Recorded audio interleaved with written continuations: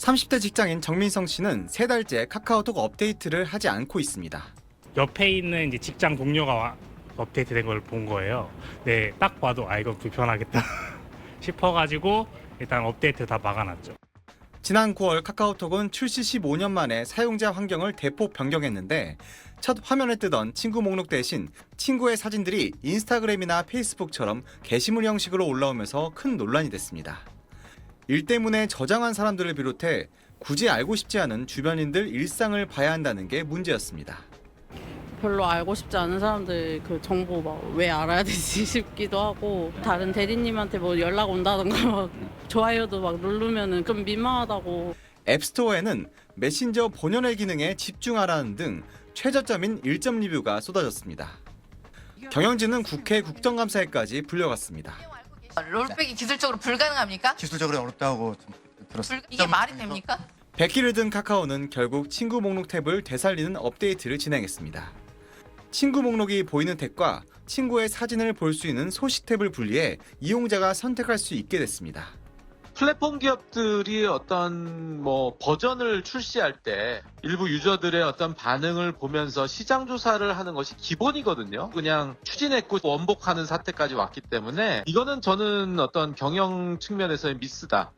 카카오는 현재 순차적으로 업데이트가 진행 중이라며 실제 업데이트 날짜는 이용자별로 며칠씩 차이가 날 수 있다고 설명했습니다. SBS 홍효재입니다. 고용노동부는 오늘 장시간 노동 문제가 불거진 카카오에 대한 근로감독에 착수했다고 밝혔습니다. 카카오는 최근 메신저 카카오톡 친구 탭을 기존 전화번호부 방식에서 인스타그램과 같은 피드형으로 바꾸는 개편 작업을 했습니다. 노조는 이 과정에서 일부 직원들이 월 300시간 이상 일하는 등 장시간 노동에 시달렸다고 했습니다. 이번 근로감독은 카카오 직원들이 사내 장시간 노동에 대해 제보하고 청원 감독을 요청해 이루어졌습니다. 카카오는 시스템 개편 과정에서 선택적 근로시간제를 운영했다고 했는데 이 제도는 노사 간 서면 합의를 통해 주 52시간 단위 근로시간을 넘지 않는 범위에서 근로시간을 1개월 단위로 운영하는 방식입니다.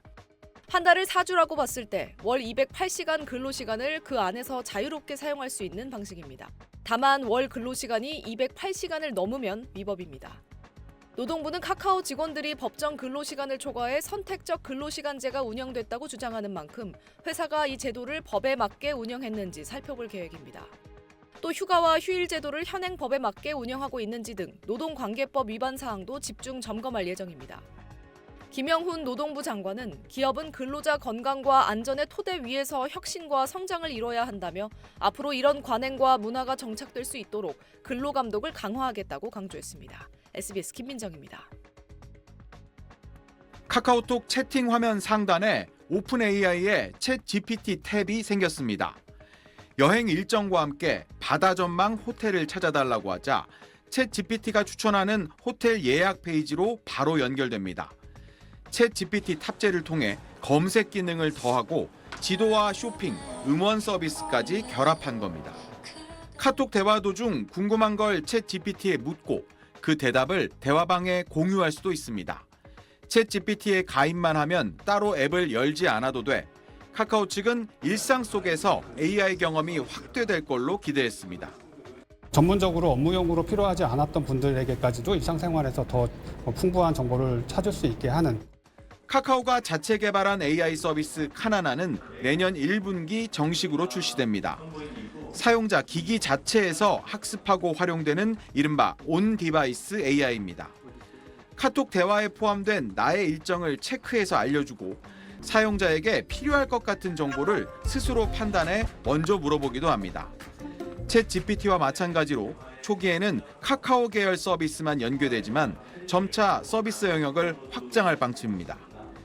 이런 기능들을 통해 검색, 추천, 결제 등을 메신저 안에서 한꺼번에 제공함으로써 이용자 체류 시간을 늘리려는 전략으로 풀이됩니다. 다만 메신저 본연의 기능이 퇴색하고 광고 등을 통한 상업 플랫폼 성격이 짙어질 거란 우려도 있습니다. 지난달 카톡 친구 탭 개편으로 광고성 콘텐츠가 늘어나자 사용자들이 거세게 반발했고 카카오 측은 올해 안에 친구 목록이 먼저 보이도록 다시 수정하겠다고 밝힌 바 있습니다. SBS 박현석입니다.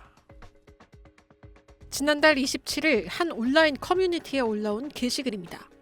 본인을 리벤스드 개발자로 밝힌 글쓴이는 친구 목록이 복원된 카카오톡 화면을 캡처한 사진과 함께 격자형 피드로 바뀐 카카오톡 메신저 친구 탭을 원래 버전으로 돌리는 이른바 롤백에 성공했다며 이를 적용한 프로그램을 배포하겠다고 썼습니다.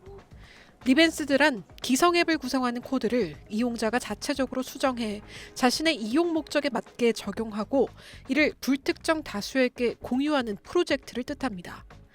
다만 해당 글쓴이가 올린 버전은 친구 탭이 개편된 지난 8월 2일 버전의 모든 기능을 롤백한 것이 아닌 사용자들의 불만이 가장 컸던 친구 탭만 이전으로 돌려놓은 것으로 보입니다.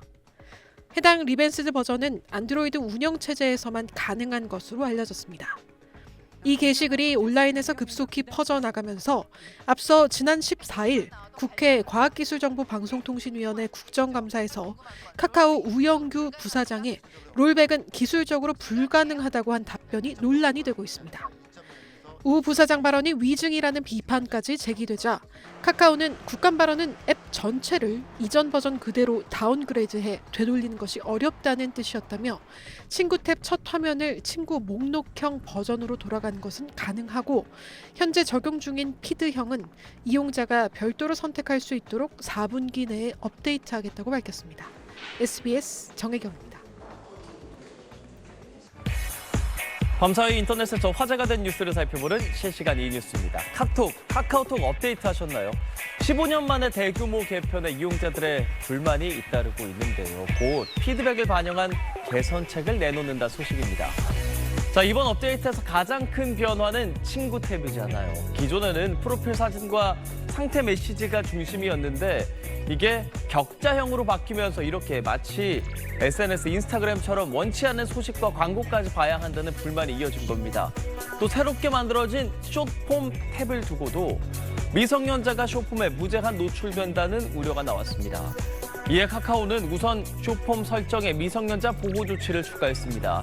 또 친구 탭에 대해서도 이용자들의 의견을 반영해 개선 방향이 곧 발표될 걸로 전망됩니다.